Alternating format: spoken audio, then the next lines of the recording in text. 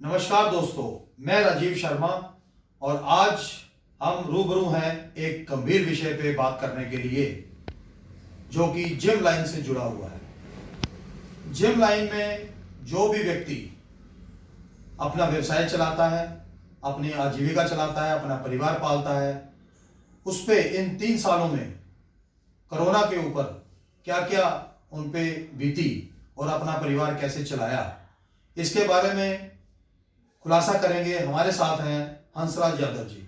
हंसराज यादव जी, आप इस gym line से जुड़े हुए हैं, अपना एक्सरसाइज करते हैं, अपना शरीर को तंदुरुस्त रखते हैं।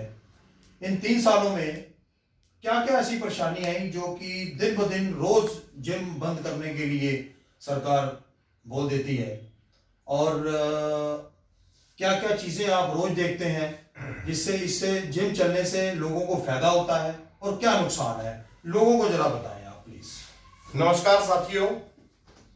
सबसे पहले तो राजीव जी, मेरे ये समझ में बिल्कुल नहीं आया कि सरकार मना क्यों कर देती है जिम चलने से। जिम को एसेंशियल सर्विस में ऐड करना चाहिए गवर्नमेंट को, मैं ये कहना चाहूंगा। दूसरी चीज, 3 साल के दौरान हमारी जिम लाइन को बर्बाद कर दिया गया।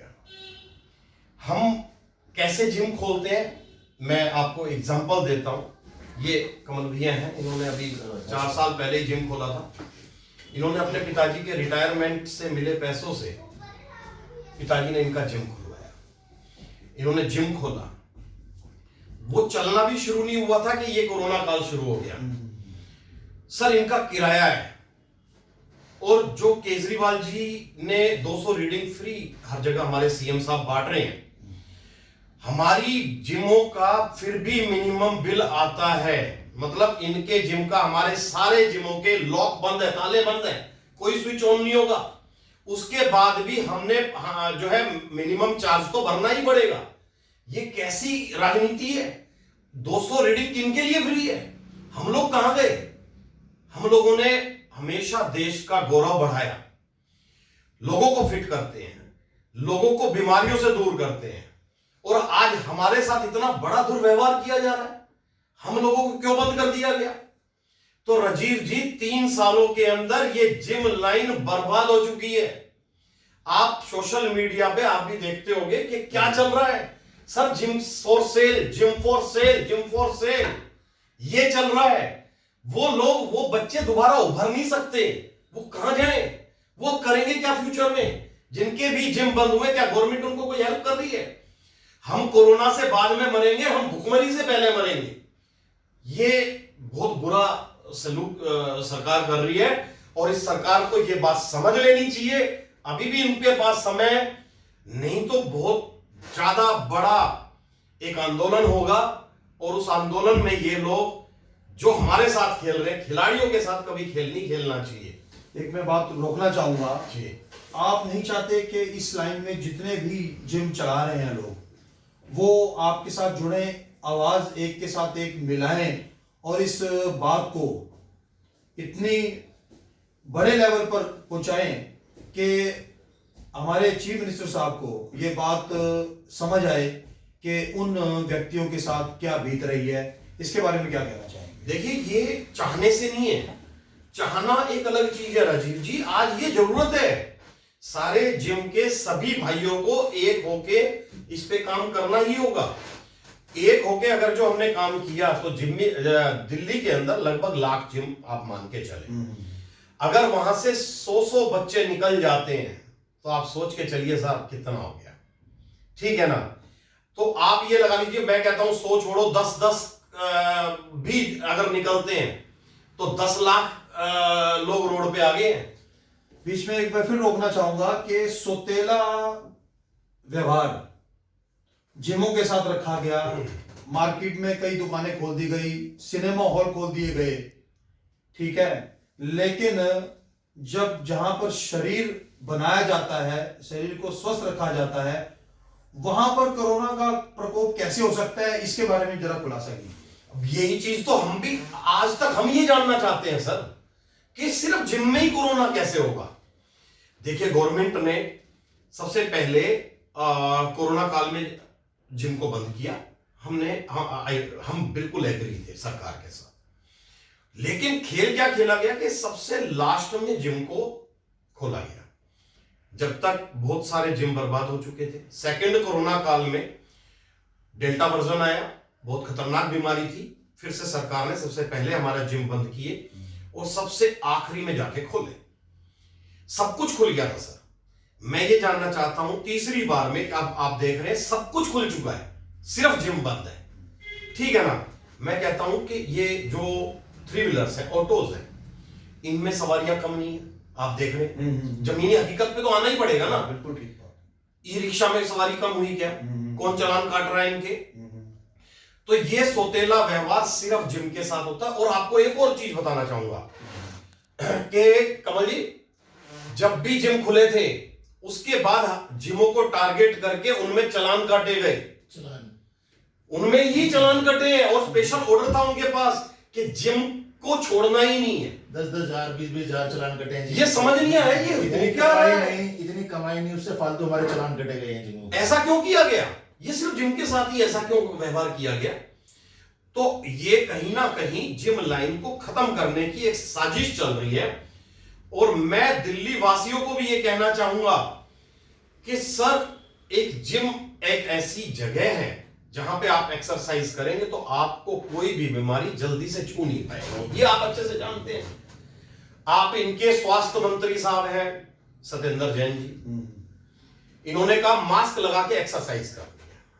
स्वास्थ्य मंत्री जी, एक बार आप आइए, कार्डियो करिए और मास्क लगा के करिए। बिल्कुल ठीक कहा साहब, हम तो फिर भी चलो 20 मिनट कार्डियो कर लेंगे, आप तो 5 मिनट में अपने ही बनाए हॉस्पिटलों में दाखिल होना पड़ जाएगा आपको।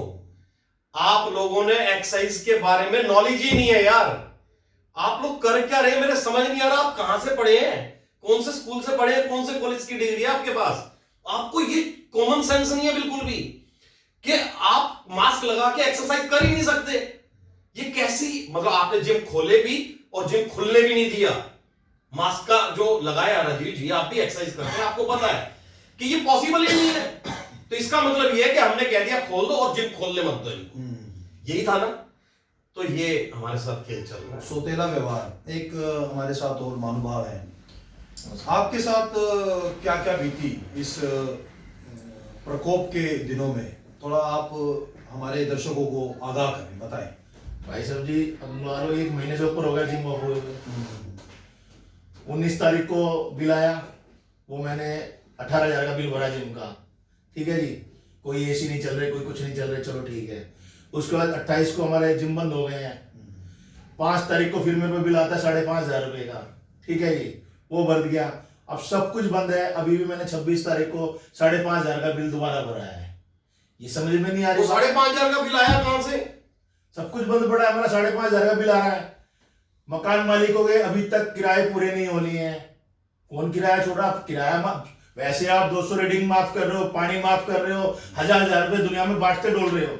या हमारा भी तो देखो, हमारे और ना कुछ किराया माफ कराओ, हमारा बिजली का बिल माफ कराओ हमारा। चलो ठीक है, एक आप कह रहे हो भाई जिम ऑफ होना चाहिए, जिम ऑफ ठीक है, पर ये जो आपकी इस चीज जो तो आपके हाथ में है, ये चीज तो आप लोग कर सकते हो कि भाई रोजगार नहीं चल रहा, किराया कहां से देंगे हम, बिजली का बिल कहां से देंगे, जो ट्रेनर है, हेल्पर है, उनका कहां से तनख्वाह देंगे हम। देखिए, एक जिम चलाने वाले की अपनी दुख और जो और लोगों को शरीर को फिट रखने के लिए, स्वस्थ रखने के लिए दिन रात एक कर देता है, उसका अपना परिवार चलने में कितनी दिक्कत हो रही है, ये आप गौर करें। और एक एक व्यक्ति को आवाज़ भी उठानी चाहिए। आप लोगों से निवेदन कि एक आवाज़ बनकर दूर तक पहुँचाएं और इस जिम को दोबारा से। और मैं बताना चाहूंगा राजीव जी, जिम हो सकता है कि इनके लिए कोई मनोरंजन की चीज हो, जिम हो सकता है कि जिम को ये कोई सीरियस टॉपिक ना मानते हो, लेकिन सर हमारे जिम वाले जो बच्चे हैं जिन्होंने जिम खोल रखे हैं, सारे भाइयों ने, उनकी रोजी रोटी वो है। इसके अलावा उनके पास रोजी रोटी का कोई साधन ही नहीं है। मेरे पास एक लड़का काम करता था, मैं एक छोटी सी स्टोरी बताना चाहता हूँ। पहले लॉकडाउन के दौरान उस बच्चे, जिम बंद हो गए तो भैया ठीक है, अच्छा, ये हमारी जो जिम लाइन है ये बड़ी आत्मसम्मान वाली लाइन है साहब। हम शिक्षक हैं, हम किसी से पैसा भी नहीं मांग पाते क्योंकि आत्मसम्मान है हमारे अंदर। वो बच्चा जब जिम खुले तो मैंने उसको वैसे ही बुला लिया कि रॉकी एक दिन आ जा, चल मिलते हैं। वो आ गया बच्चा। वो बच्चा आया तो पता नहीं मेरे दिमाग में क्या आया, मुझे उसका फेस देख के लगा कुछ उसको जरूरत है, तो मैंने एक मुट्ठी में उसको कुछ पैसे दे दिए। वो लड़का रोने लग गया साहब। मैंने कहा क्या हुआ बेटा? वो कह रहा गुरुजी मैं मांग नहीं पा रहा था, लेकिन मेरी महीने पहले शादी हुई है और पता नहीं आपका फोन क्या है, तो भगवान का फोन आया मेरे पास। मेरे घर में आज बनाने के लिए रोटी नहीं है। और वो लड़का 17 किलोमीटर से पैदल आया था साहब, उसके बाद बस के भी पैसे नहीं थे। बहुत ऐसे ऐसे वाक्य हैं। एक लड़का मेरे पास जॉब करता था, उसने जिम बंद हुए, उस लड़के ने कोरोना टेस्ट घर से सैंपल लाने का काम किया है साहब। मौत के मुंह में अपने आप को डाल दिया। जो काम उसको अच्छे से आता भी नहीं था वो काम सीखा और जाके कोरोना के मरीजों का टेस्ट करने का काम उसने शुरू किया। साहब ये जीवन चल रहा है, शर्म नहीं आती इस सरकार को, इन मंत्रियों को बिल्कुल शर्म नहीं आती। इस लाइन के सभी भाइयों को एक होना होगा, क्योंकि हक छीनने से मिलेगा। हक आपको कोई देने वाला नहीं है, हक तो लिया जाता है। साडा हक ऐथे रख, तो हम सबको एक होना होगा। हम सबको इस आंदोलन में भाग लेके, कोई पॉलिटिक्स नहीं करनी, कोई भी अपने नाम के पीछे ना भागे कि मेरा नाम नहीं हो रहा। ये बड़े बड़े अवार्ड लेके जो बैठे हुए हैं उन सबको घरों से निकलना पड़ेगा। एक पानी पिलाने वाले बच्चे से लेके जिम में, और बड़े बड़े अवार्ड जो जीत के सोशल मीडिया पे घूम रहे हैं, उन सबको बाहर निकलना पड़ेगा आज। तभी ये जिम लाइन बचेगी, और तो लाइन बचेगी तभी तुम्हारी इज्जत है। अगर ये लाइन ही नहीं बचेगी तो तुम्हारी इज्जत कौन करेगा फिर? तो इस लाइन के लिए सबको एकजुट होना पड़ेगा राजीव जी। और हम सबको पंजाब, गोवा, मणिपुर में तो शायद ये सरकार ये नहीं लड़ रही है पार्टी ना, उत्तर प्रदेश, हम सबको सोशल मीडिया पे अपनी अपनी आवाज बतानी है कि दिल्ली में चल क्या रहा है। क्योंकि ये दिल्ली का मॉडल दिखाते हैं वहां पे।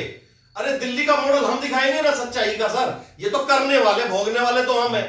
हमें तो पता लगे क्या मिला है हमें अपनी सच्चाई इनके सामने रखनी होगी। जो थोड़े बहुत इनको वोट दे रहे होंगे उनको सच्चाई बतानी होगी कि सच्चाई में ये चल रहा, दिल्ली का मॉडल ये है। पंजाब वाले भाई भी ये बात सुने मेरी कि दिल्ली के अंदर जिम लाइन बर्बाद हो गई है, व्यापारी लोग बर्बाद हो गए हैं। ये दिल्ली का जो मॉडल दिखाते हो आप कमेंट में हमें करिए, हम उसका जवाब देंगे कि ये जो मॉडल ये इसने दिखाया शिक्षा का, जो है व्यापार का, जिस भी चीज का सर घिर चुके हैं हम लोग। आज दिल्ली में रहने वाले लोगों को यहां से पलायन करना होगा। आप ये गलती मत कर देना जो हमने करी थी। आज वो गलती हम सुधारने से भी नहीं सुधार पा रहे। तो आपने ये दुख देखा, ये एक व्यक्ति का दुख नहीं है, ये ऐसे सैकड़ों व्यक्तियों का दुख है। आप एक आवाज बने, और इसी के साथ ही हम आपसे रुखसत चाहेंगे। हंसराज जी, आपने ये बहुत अच्छा खुलासा किया, अपने दिल की बात, क्या अपने एक एक व्यक्ति की बात आपने इस माध्यम से रखी, और आपका बहुत बहुत धन्यवाद। आज आपने एक अपना कीमती वक्त दिया, आपका बहुत बहुत धन्यवाद राजीव जी। आपने अपनी बात कहने का हमें मौका दिया, इसके लिए मैं आपका शुक्रिया।